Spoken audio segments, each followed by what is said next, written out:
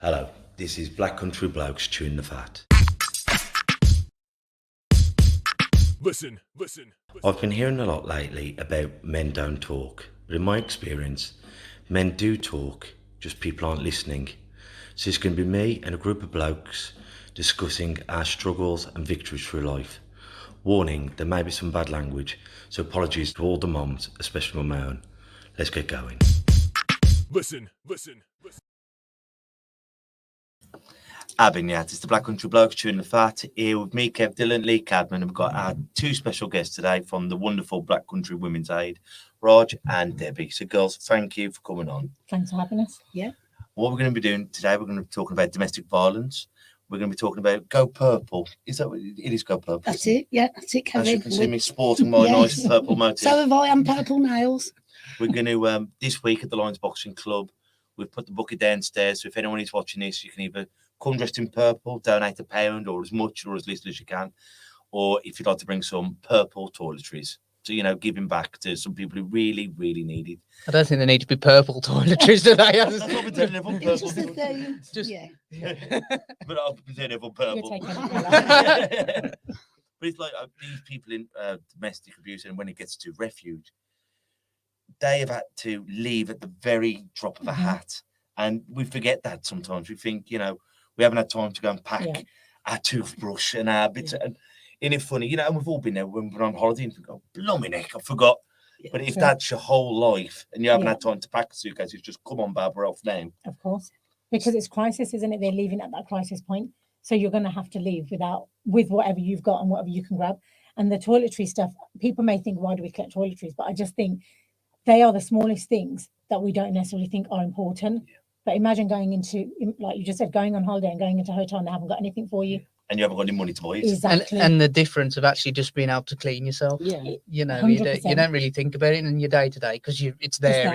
You just get on with it. But actually just having that, it's not even a luxury having that right to just be able to have a wash and brush your teeth. Or never mind like your sanitary towels and stuff like that. Because the thing with toothpaste, I've got smelly teeth. But with a woman's thing like that, it is very embarrassing. Yeah. And it's a necessity, isn't it, for these poor girls? Yeah. And I've got everything on the plate anyway. Yeah. Just that little gesture of giving something small can make all the difference, can't it? Definitely. But do you want to tell us about this Go Purple then? Yeah, certainly. So Go Purple, it's our annual event at Black Country Women's Aid. I joined them over 4 years ago, and we hadn't got an event which was yearly. So like other charities like Macmillan have their coffee morning, we wanted to launch something that people could take part in, something easy to do and affordable. So we launched Go Purple, and we asked local businesses, schools, colleges, universities, pubs can be involved, basically anybody. So the colour purple as well, the reason we use that is it's the colour that signifies support for women and children, and it goes back right as far as the suffragettes. And in October is National Domestic Violence Awareness Month, and it's actually international. And in America, they go absolutely wild. They turn the waters purple and everything and things like that. So it's really fitting that our event comes out at that particular time. And the idea is you just choose any day in October. So if it was a local business, they say, right, Deb, we're having our Go Purple Day on the 31st of October. And then what we do is we give them all the sorts of tools they might need, like our fundraising pack, any merchandise we might have. Last year we run a lovely campaign called Heart to Heart. So because people were in lockdown and, they couldn't really do much and we couldn't have purple days and things, we got everybody knitting and crocheting these beautiful hearts, and they put little key rings on them, and they were absolutely beautiful, and people really felt like they were doing something good.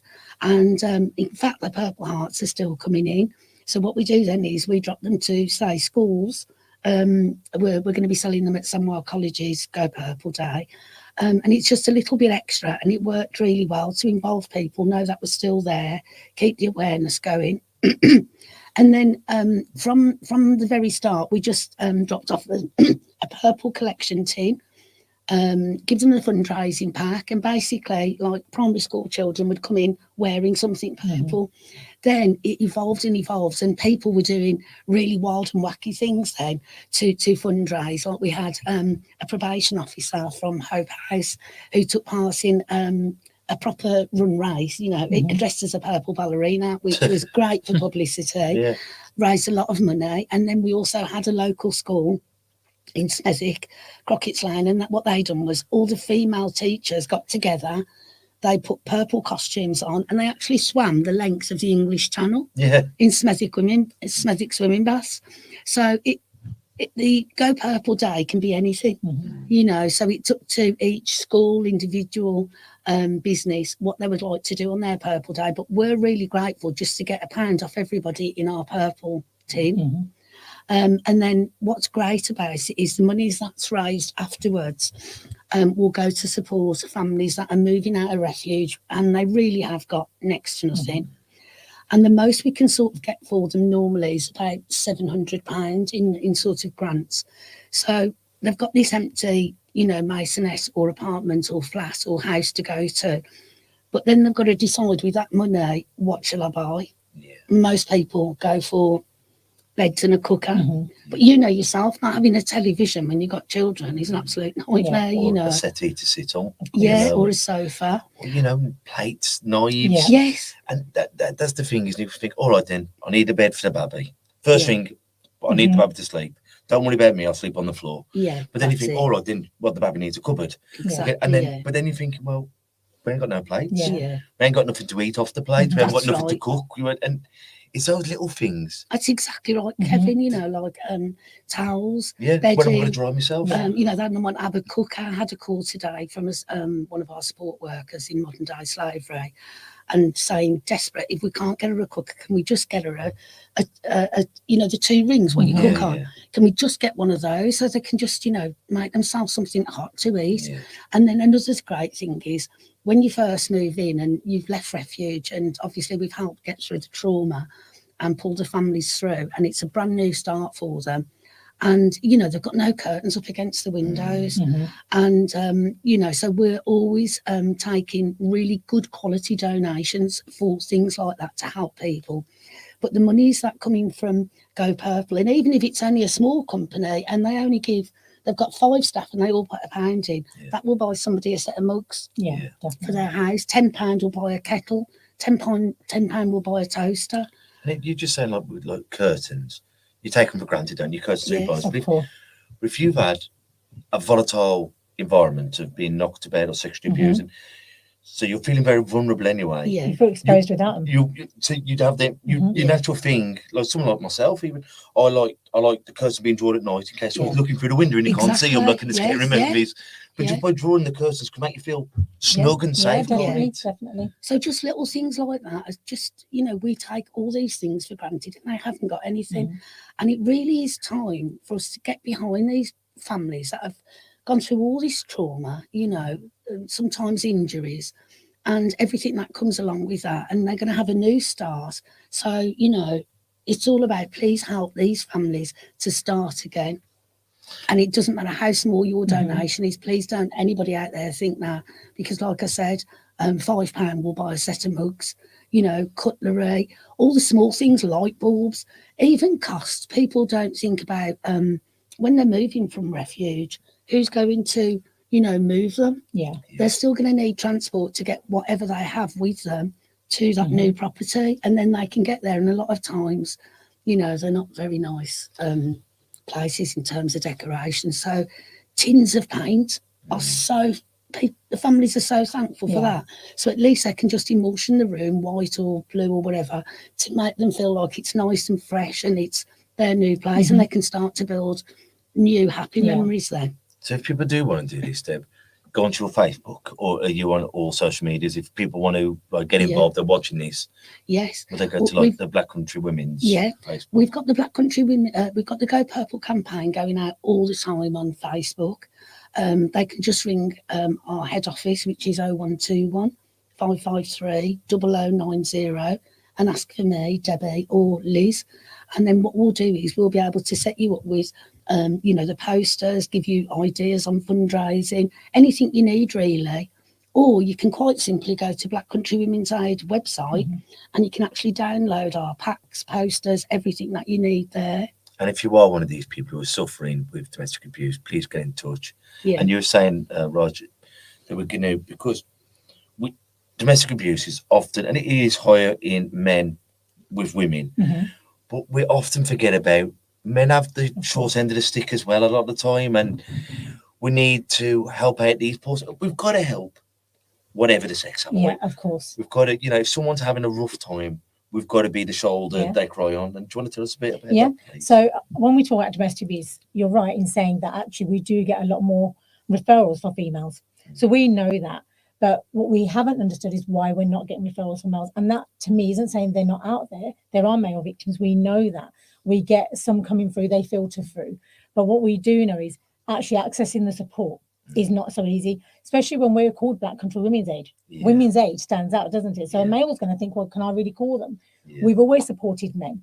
But what we have realised now, actually, we've got to kind of move with the times. And now we're seeing more and more male victims out there. We've got to make it easily accessible for them. So just having something that's specific for men will just make them feel more comfortable in referring in. So we have a project that we're now launching. As I was telling you earlier, we're just starting it off. So by the end of March, end of October, it will be fully in place, and it's supporting male victims. So it's going to be called Ask Mark. Mark is Male Abuse Referral Centre, and we'll have a particular team of independent domestic abuse advisors who will support male victims with either domestic abuse, so that can be anything from physical, emotional, financial, victims of stalking, because we forget stalking is such a, it has a huge impact, and I don't think people understand how severe stalking is, because I've heard so many people say, oh, that's quite flattering. Well, it's actually not flattering, because you just don't know where this person's going to show up. You don't know how they know where you are. And then we have support for victims of sexual abuse. So we know males go through the exact same abuse forms as females. We do know, though, we're seeing more numbers for females, but that's not to say they don't need the support. And do you think, I'm going to try and get my words right, but we're almost a bit more kinder to women. It's like if a woman says, oh, I'm going through domestic abuse, it's like we want to look after the women, or I've been sexually abused, or I'm being stalked. Whereas men, it's, oh, blooming you're being stalked, you should be so lucky. And we almost brush it under the carpet with blokes, don't we? I think sometimes it's not we brush it under the carpet. I think sometimes it's the people that actually know those men. Because if you think, as a male, you tell your mate down the pub, my wife hit me last night. Yeah. What's the likelihood of that particular friend saying, actually, that's a crime. She can't do that. A lot of the time, it's made a joke of. Yeah. So men don't feel they can openly talk about it, because the challenge to them is, how can you let a woman hit you? That's generally what people say. And that's not saying that everybody would react that way. Yeah, in the past, you're right. I think even as professionals. Well, I can't hit a woman. Yeah. And Of course. that kind of thing. Yeah.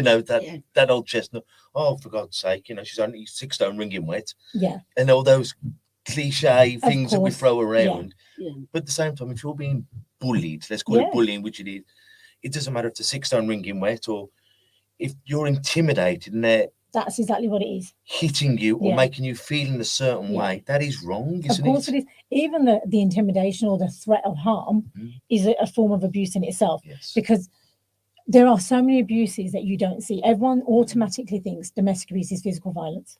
Physical or sexual. Yeah, but it's actually not, because you've got the coercive control. So you could be, with somebody who wants to know exactly where you are every minute of the day, constantly texting you, constantly calling you, asking you where you are, where you're spending your money, where did you drive to, checking the mileage. Imagine living with that. So whilst we know there's females that live with that, we also know there are males that live with that. And we've had, during COVID, we've had quite a few referrals coming through. Now, when we talk about domestic abuse, it's not just about that intimate relationship. It can be for your family, so it can be your parents, your children. And we did see a higher number of referrals coming through for older men. So I'm talking, probably 65 plus, who have been abused by their children, who were probably middle-aged. And during COVID, we've talked a lot today about mental health with you, Kevin, obviously before this. And if you've got somebody that's suffering mental health or actually is addicted to substances, then you're in the middle of a pandemic, you can't get out, you've got no income, you can't get the drugs that you want. They were naturally reacting by assaulting their parents.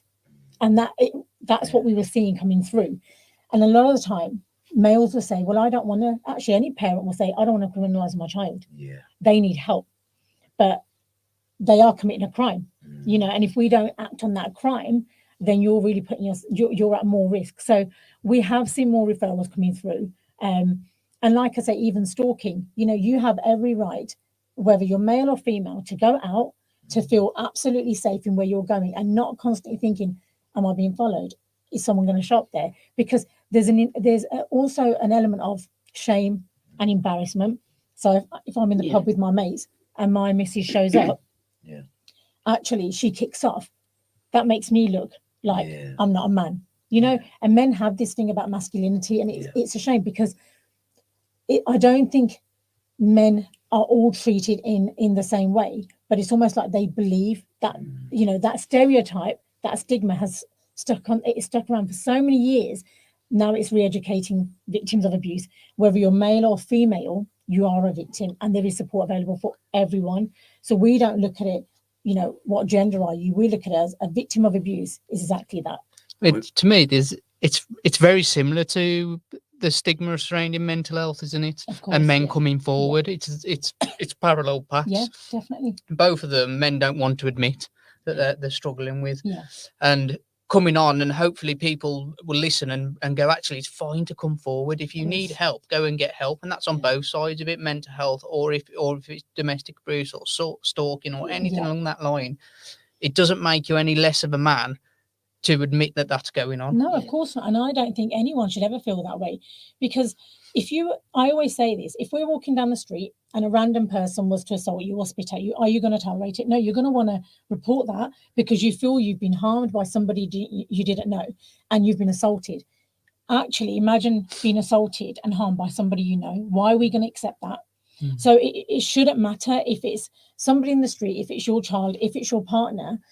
The support is out there, and I think it's about building confidence for men to know that there are support services like ours, where you can and you will be treated just the way you should be, whether you're male or female, with that same respect, with that same confidence that we would support anybody, that you can come and access that support.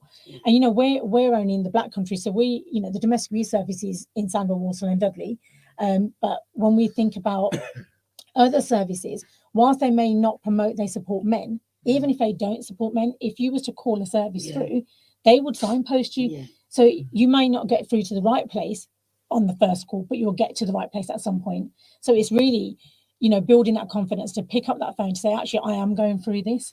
And I think the mental health element, you're completely right, because it's almost like that fear of, once I've said it, I can't take it back. And then what? So once I've told somebody I'm going through this, then what? Because no one really believes that I'm actually going to get that support. And you said something earlier, Kevin, where a lot of people think, okay, if I now disclose that this is I'm going through this, actually, am I going to be the one that's blamed?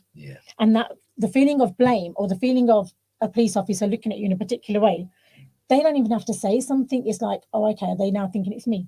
How do I convince them it actually wasn't me? But the first step is opening up and telling somebody. And I think, because I've known that happened to one of my friends, and it's happened, and they've naturally, but what have you done to make her hit you? What have you done to make her stab? And it's like, I found you as the victim, of course, and now I'm being judged, and I'm covered in claret, and yet you're taking her side. And I think that's the fear for a lot of men, thinking, well, how's it going to look? You know, if you know the old cliche, I walked into the door, and you know, or I was scrapping or sparring last night, because you don't want to say my partner is doing this to me. But one thing you said, while you were talking, it ran around my head. I've only ever thought of domestic abuse as partner on partner, but you saying child, like, you know, when your parents are going to a nursing home, or your child is doing it for a drug, that's never even crossed my mind. That is domestic abuse as well. That is the definition, and the new Domestic Abuse Act actually incorporates anyone from the age of 16 or above. So if you're 6 and above, you're a victim within your own right. And that could be even a child in a home where there is domestic abuse. That also is a form of abuse. If a child is living in fear and going home every day after school or after college, or wherever they're coming from, thinking, actually, I'm going to go home. First of all, I don't know what I'm walking into today. The amount of children that must go through that and not knowing who do we go to, because nobody wants to say, I'm living with that, or my parents are doing this to one another. My dad beats my mum beats my dad, because it's almost like it's a hidden thing. We don't talk about what happens in our home outside. So children living with that trauma and not being able to access support just because they don't know actually they are a victim in their own right, they don't come forward. So that's why we say, and that's what the definition covers, it's anybody that's so intimate partnership, a family. So it could be your sibling. If you're living in that home, it can be anyone within that setting. And we've also got to remember, we don't, I think a lot of people avoid the topic of the LGBT community. In that same-sex relationship, there are so many victims in that community, but they also don't come forward. So exactly why we're saying a man may not come forward because his wife or girlfriend is hitting him, a male from that community will also think, well, hang on, they're going to say, well, it's two blokes or two women. How do we know who the victim is? And we've seen that time and time again. We've also seen time again when the police actually don't know who the perpetrator is or who the victim is. So they refer into us, but they refer both parties. But actually, there's got to be some instigation at some point, and it's really difficult then to know, because if you automatically support the women, that's saying only women are victims. If you support the male, then it's, well, actually, we don't. It's almost like a fear factor of who do we really support. So the Arthmark project will now allow us to not have that conflict of interest that we currently have, and will allow us to offer support to both. If the police say there's been incidents where, on one occasion, the female's been the perpetrator and the male's been the victim. Sometimes it is like that. Of course it is. We have loads of those. She lamps me, and it's sometimes, but then it's almost normalised. Well, it's just what mum and dad do. Some days she eats him in a frying pan, next day he pushes it, and it's. But it's drawing that line. There's got to be a boundary, because we know there's so much tragic that comes out of situations like that, because, any form of abuse, whether you're slapping somebody or punching somebody, it takes one wrong move to end somebody's life, one wrong move, or not knowing when to stop. So it's so important. And some people, we hear people say, well, actually, he hit me, so I hit him back, or she hit me. But really what you're doing is, that situation is becoming more toxic and you're putting yourself at more risk. Because if you're a victim and for so long you're taking it, at some point you're going to be pushed to a limit. So then that victim title's gone, because then we see that all the time in the news, don't we? We see it absolutely all the time, that it's just gone, it's just got took one step too far and over that person's limit, and then they end up in court. I'm not sure rightly or wrongly end up in court, but whatever, and it almost turns them into the person on the wrong end of it, whereas they put up with all that abuse, and you think, I don't know, it's hard at that point then you want to stop in the bud before you get to that point, don't you, ultimately? And also as well, I mean, it's like a lot of couples, can go through this and they will go back with each other. Of course. And we have families that come to refuge that have reached crisis point, they can't take anymore, and yet they can still be controlled even from refuge with, oh my God, I love you, come back. And, so we do see that, and we understand that people, go through it, break up, and they think, let's make up again and try and get things on. But ultimately, it will always come back to that. Of course, and I think it's really important to remember that actually, if you do decide to go back and it takes you 7 times to go in and out, you're never going to be judged. Your support, no one should say. And you know what? You made a valid point that people say, well, actually, you just put up with it. And males feel like they're always blamed. But actually, if we go back way before my time, I've been doing this 13 years, but if we go back to my childhood, actually, even agencies would say the same thing to females. Well, what did you do? Why, so it was almost like, well, it's just a domestic. This is normal. This happens. So at some point, females also went through that.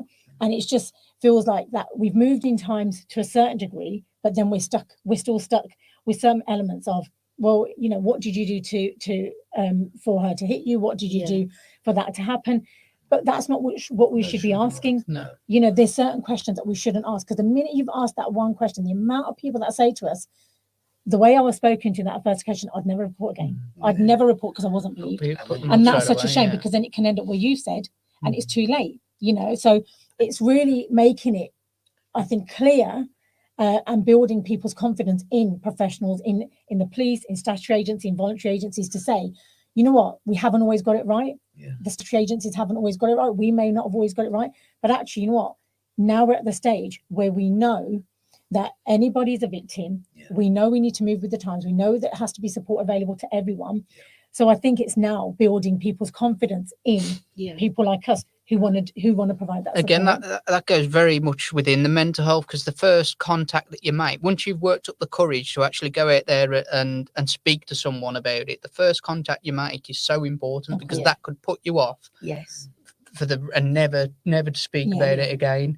And then before you know it, you're committing suicide, or it's got to the point where you're fighting back against your abuser, and it's a slippery slope. And a lot of the time people start self-medicating in situations like that, self-harming, because they need a release. But it's like, who do we go to? Because no one's going to believe us.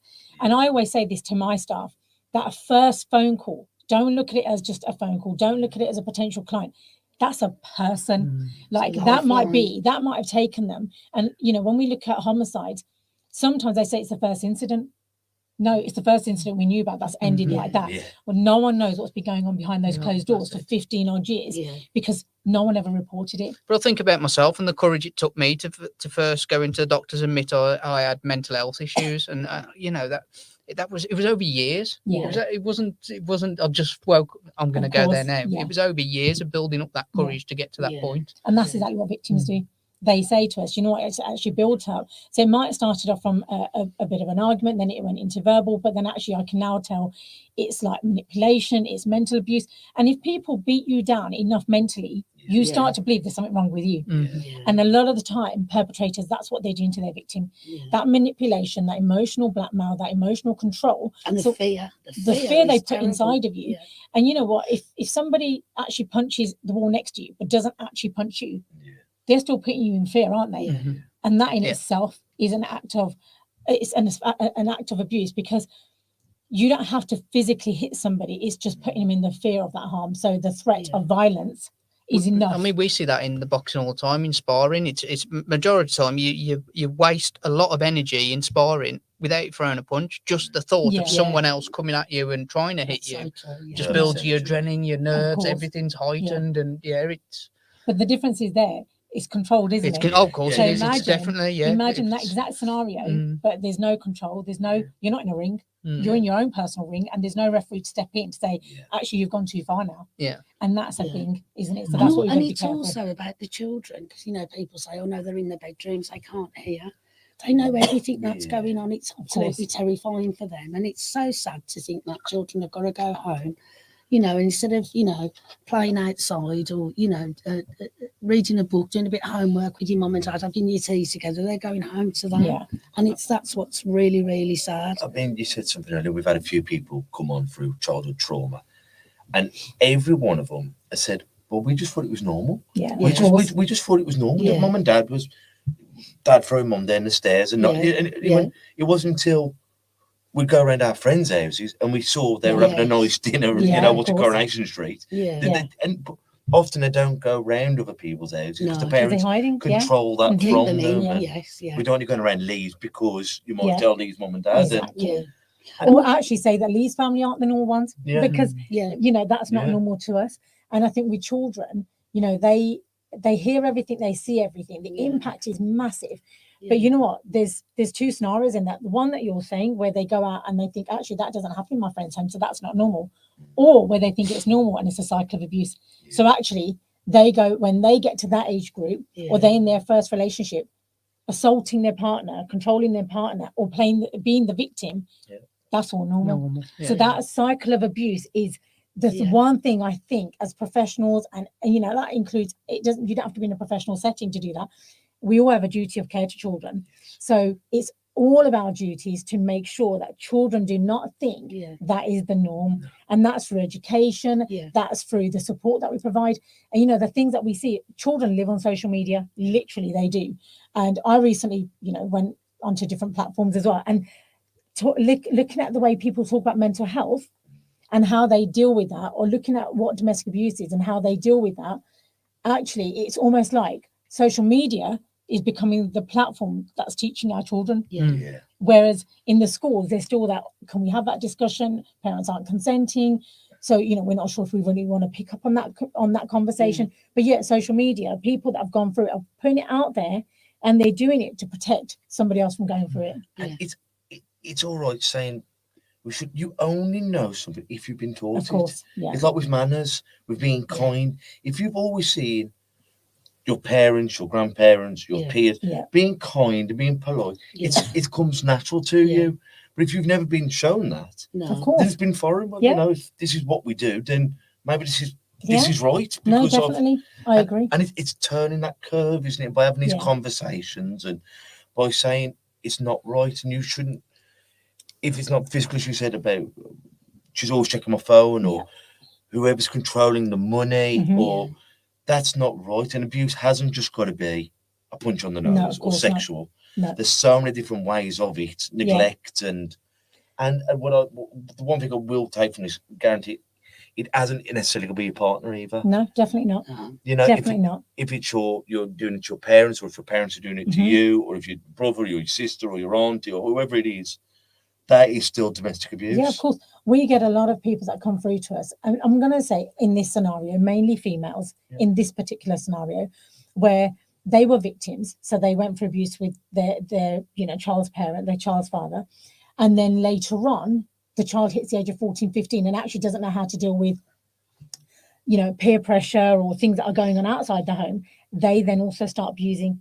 We get a lot of mothers that come through. Yeah, they start abusing the mom. So then the mother's now also scared of a 15-year-old child, because actually a lot of the time they've got a lot more strength. They're more powerful.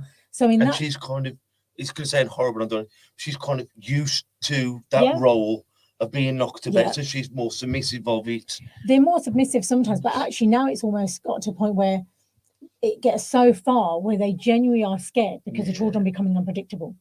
So I think, you know, places where children can come to, where they can be educated, and like I say, not everyone wants to go to school or to college. Even places like here where you guys are and what you're doing actually will allow children to open up to you if they feel like this is a safe environment, because that's all children want. Children just want to know we're in a safe environment and we can openly tell somebody, we can tell an adult that we trust, and then that adult's not going to look at me and think, oh God, now what? You've told me this, I don't know what to do with it. It's actually, you know what? We're going to get through this together. I'm going to support you. I'm going to get you the right help. You will see more and more children come forward when they think they can tell somebody they trust, because all anybody wants is a safe space. And that, you know what? Safe place doesn't have to necessarily mean a police station or your school. It's a place where children feel they can come and they're not judged. They can be themselves. And actually, you know, when you come to places like this, I don't know if you live locally, but there might be children that you see on the streets growing up, and they think, actually, I can go to Kevin, I can go to Lee, because they're never going to judge me. They talk about this on their show, and I know if I go there, they're going to do something for me. That's all kids want to know. And I think, like with the COVID boom of lockdown, we lost it because we were laughing, saying, where do blokes talk? We talk at the gym, the bar, and the barbers. And when you've taken all them away, and where'd you go? Where'd you go? Yeah. And it was, we can Skype, but sometimes, like, how you doing, Lee? I'm all right. Yeah. But when you see someone and you see his Lee, you know something's wrong. Are you all right? And as tribal animals, we need our tribe. And I think when we haven't been able to go to school, and with domestic abuse, if you're locked in that place with the nasty person, the bully, the perpetrator, it must be terrible, because you hate school, but you look forward to going because I'm away from him or her. It's gay. You know, and I can go to the gym to see Kev, and I can go to the, you know, and it's them poor souls. You just feel so bad for not being able to escape it.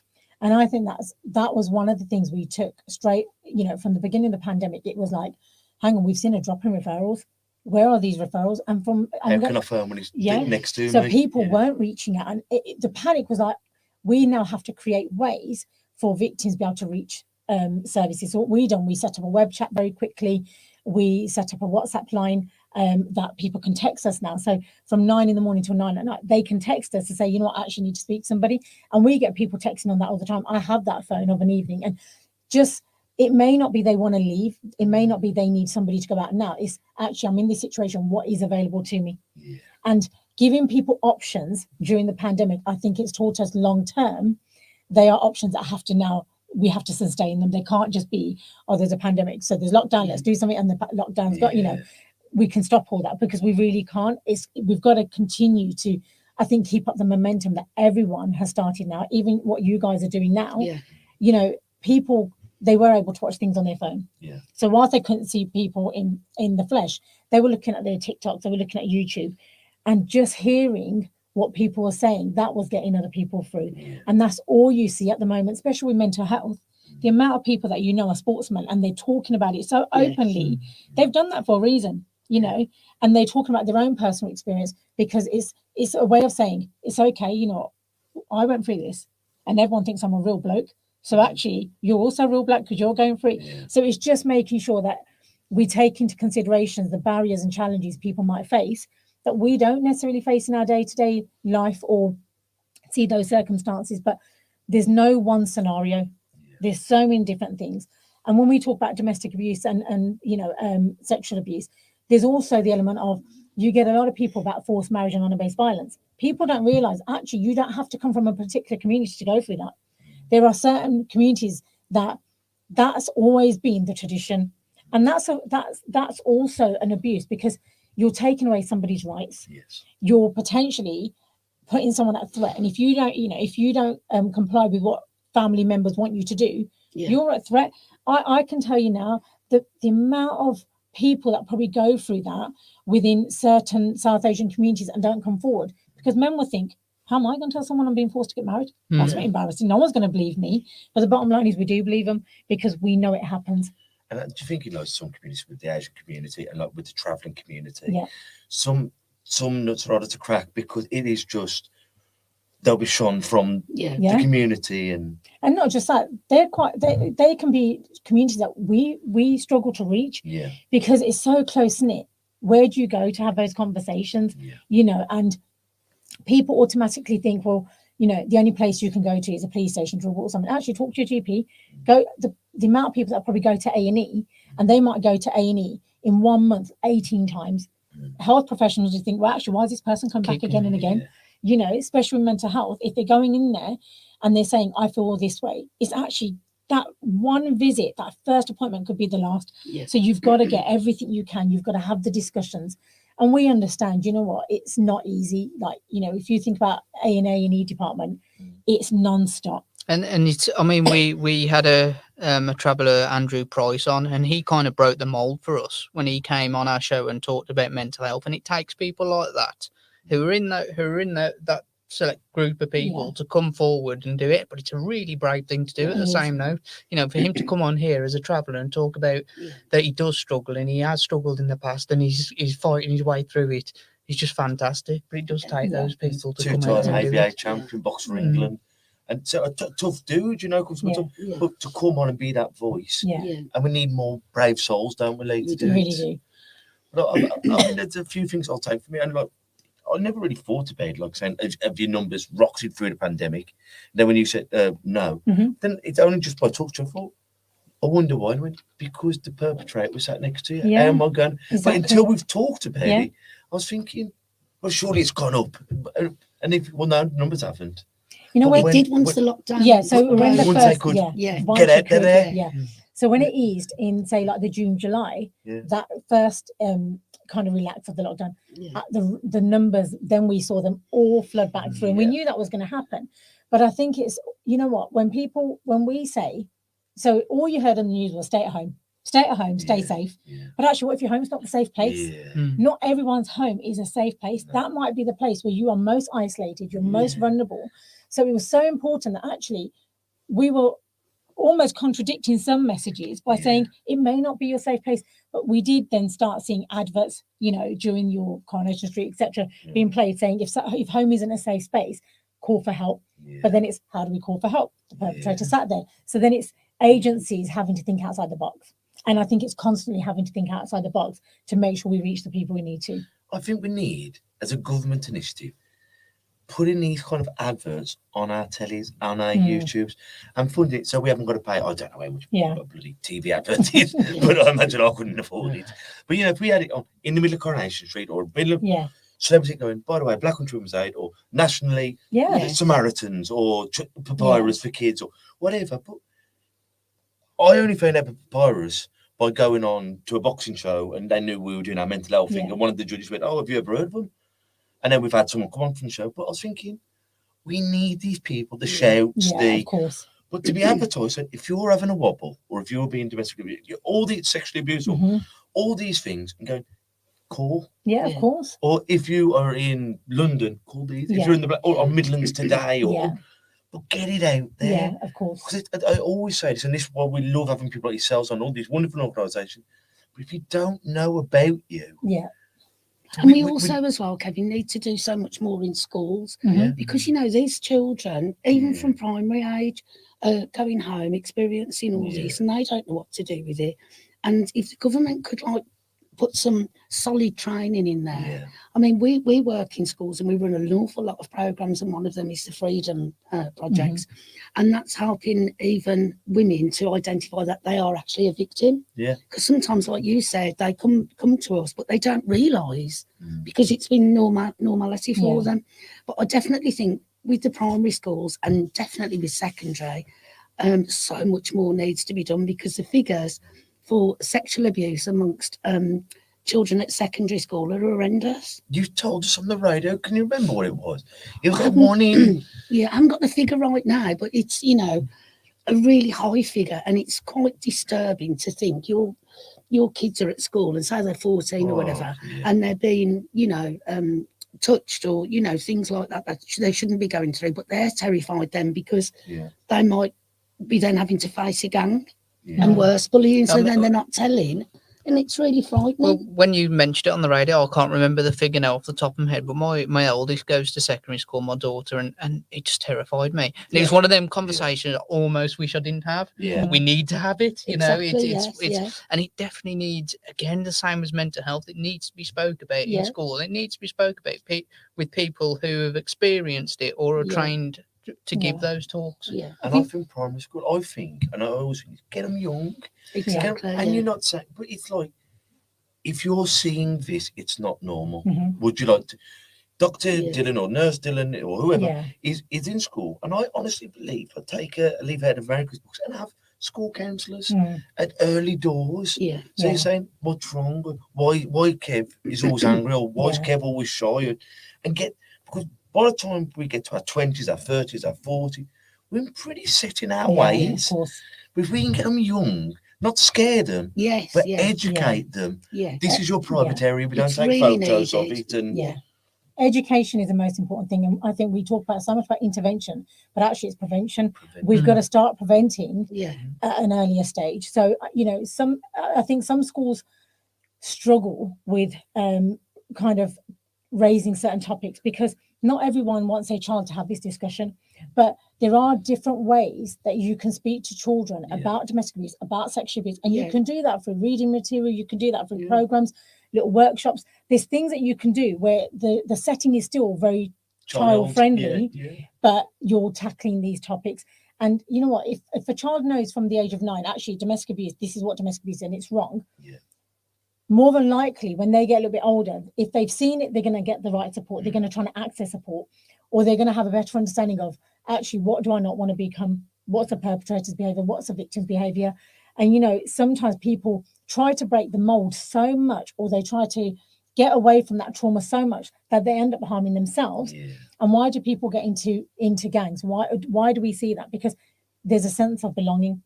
So actually the gang is my family. They're going to protect me. But actually all you've done is gone from a really vulnerable situation into a worse situation where you're not just vulnerable, but you're in danger. So it's really, I think education is at school, education is at home. And I think every social media platform is somewhere where you can really talk about this kind of stuff, because that's the one thing that kids are drawn to, So I just think it's, constantly educating children. But even with adults, like Deb said, we have groups for our victims, and that's to educate them and we'll be doing some groups for males when we get the male victims start coming through, because once they know what abuse is, how, it's about identifying it. Not everyone even identifies as a victim, and not everyone wants to be called a victim. Some people say survivors. Well, actually, you're not always a survivor, because you might still be in that situation. So I think we have to sometimes not worry about saying the politically correct things. It's about actually, we know somebody's in need of support. It doesn't matter what we're calling them, the support's just got to be available. And I think what we've got to do, as you rightly said, A, we've got to believe them, and B, even though we do it for a living, that even though we might have seen it 100 million times, that might be the first time they've said it. So we've got to treat it with that urgency, like from me and Lee too. And as you say, sometimes with mental health, with domestic abuse, I'm having a wobble. Or, as Lee said, and we've seen it so many times, haven't we, Lee? We've reached out for that first time, and I've practiced it 100,000 times. I've gone through it, and it's been brushed under the carpet. I won't do it. And I always say, knock on the door. If no one answers, eventually I'll stop knocking. Of course. So we've got to answer the door, and we've got to treat that person to the right respect that they deserve. Definitely. And I think it's so great.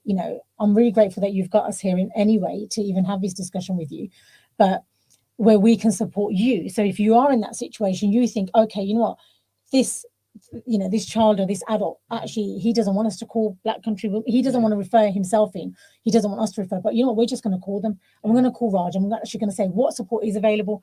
When we can do that, your confidence will grow, because disclosure, at that point of a disclosure, it's really critical. Because if we don't know how to respond to that disclosure, straight away, the barrier goes up anyway. And then trying to get that person to open up and disclose again, we've missed that boat. It's that ship has sailed, and it's almost like trying to rebuild that trust.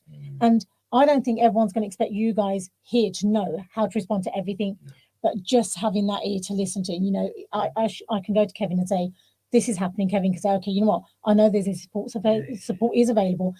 I'm not too sure which is the right support, but you know what, we're going to call Black Country Women's Aid because we're in that area, and ask us, and we'll always support and guide you, always. Because a lot of people are frightened as well. I think, if they make that call, all the police are going to be involved, or the children are going to be taken away. I mean, all these thoughts going through your mind. And that's why it's so important to let people know we don't do that. The first stage is to come in, tell us all the things that are happening in your life, and we'll work out the right way to support you. Obviously, if there was real issues and the children were being hurt, then we have to disclose that. But in terms of that first call, if you just get the courage just to make the call, we will help you. And imagine the fear of having your children taken away from you. That's one reason why people don't report. I can imagine. In back, when we're talking a few years ago, even probably 5-7 years ago, people had this perception of, they're going to remove my children. And actually, we have to remember, victims are re-victimized so much by professionals themselves, because a lot of the time the responsibility is on the victim to leave. Actually, you're in the abusive relationship, so you should leave. But actually, I've got 3 children to take with me. Where do I go? I've got a house here. Exactly. And that's another big area. Why should the women have to keep moving out with the children? Not just the women, anyone. Well, I know it's men, but in terms of numbers, that's why what we're should facing. But that's what they think. We've got to run away now.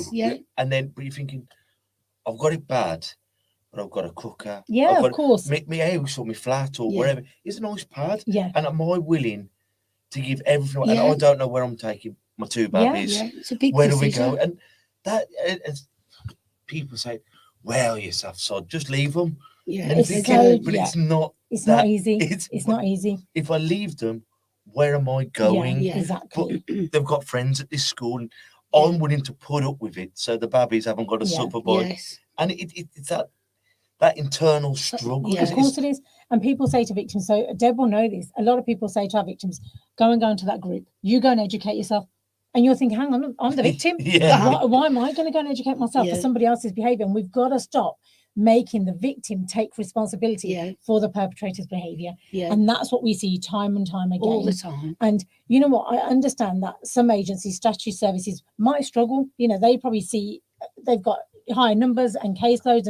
But the bottom line is that person has come to you for a reason. They've come to your attention because somebody's had to make a safeguarding referral.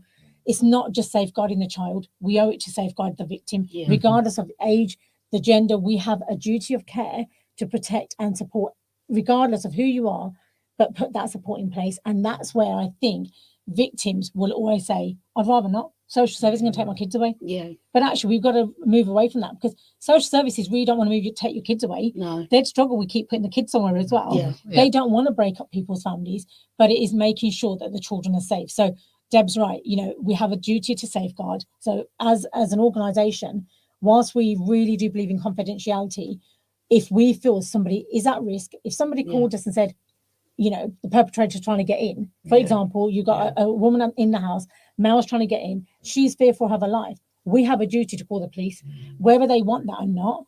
But it's really understanding we would only do that if your life is in danger. It's, if you tell us, actually, you know what, you met down the street yesterday, you actually had a really nice conversation, are we going to need to call somebody and tell them that? No, we're going to say, okay, do you know how to keep yourself safe?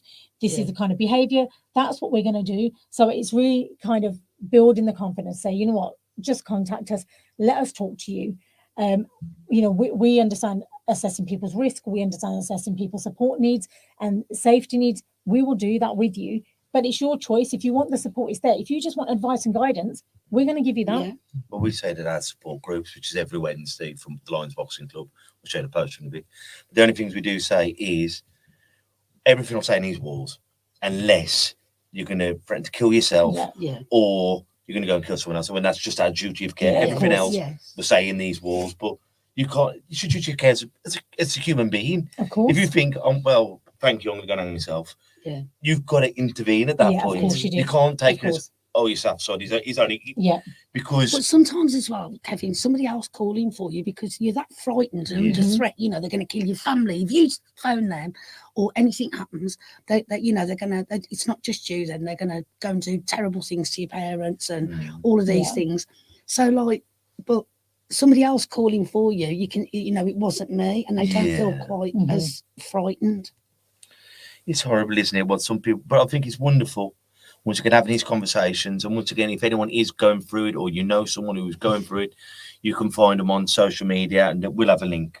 It's all already in there, and it's scrolling across the bottom at the moment. So it's blackcountrywomens'aid.co.uk. Brilliant. So, girls, thank you. Is there any other big things you want to? Anything else you want to mention? No, I think we've said Obviously, go purple. Go Please, purple. everybody, even if it's like a party at home, girls dressing up in purple pajamas, anything, just help these families moving out of refuge.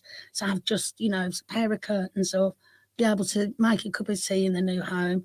And it's so easy to take part, and it's affordable, you know, every £1 counts. Yeah. Well, thank you, girls. Thank you both. No problem. Before, well, I'm going to advertise next week's show. One, doing that, have a think if there's any quotes or sayings that's either helped you get through life or your organisation. This Thursday, Lee, we've got Emily from Gravy Banana, haven't we? We have, yes. On the radio. She does counselling, hypnotherapy, a Stay-Bridge-based company. Yeah, brilliant woman, really nice woman. So she's coming on Thursday on our Black Country Radio Extra show. So catch it there, 7 p.m. till 9 p.m. And we do our support group every Wednesday. Here we are, Lee. Well done, old pal. I'm on the ball today. Yeah, and that will be from the Lions Boxing Club every Wednesday, 7 till 9. It's for free. Come and have a rattle. You know, it's a great bunch of lads.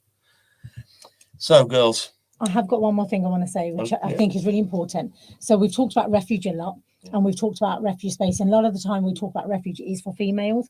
Actually, we do have spaces for males as well. So whilst it may not be a refuge in the same sense for victims, we have accommodation, a provision for male victims as well.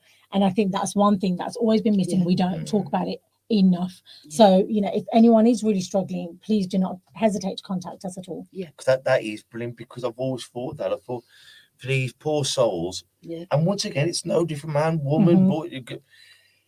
When you're living in a horrible environment and you can't get out, we need somewhere. Yeah, of course.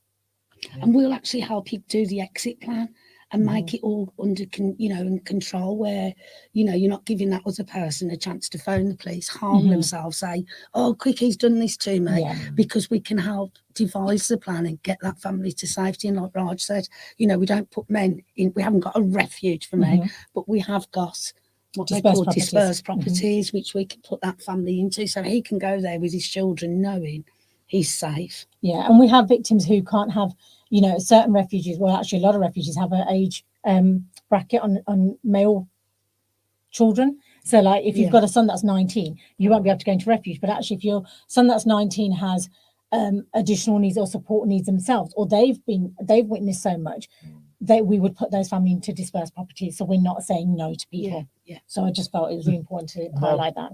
Ellie is brilliant. Brilliant. So, girls, Thank you so much. Thank you. any Lee. quotes or sayings? Always look on the bright side of life. Right. And when we say we listen, we care, you know, we genuinely mean that. So we do want to hear everything you've got to say. We want to support you.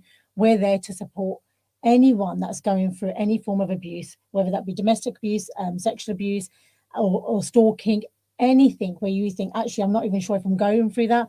Just pick up the phone. Thank you. Well, guys, until we see each other next time, take care of yourselves and each other. Ta-ra, bit. Listen. And that's a wrap for another show. But if there are any comments or messages that you would like us to read out for our next podcast, please be in touch. There are also lots of different organisations at the bottom of this page, and hopefully they can help you or someone you care about. Please share this to spread the word. Until we talk next time, ta-ra a bit. Listen.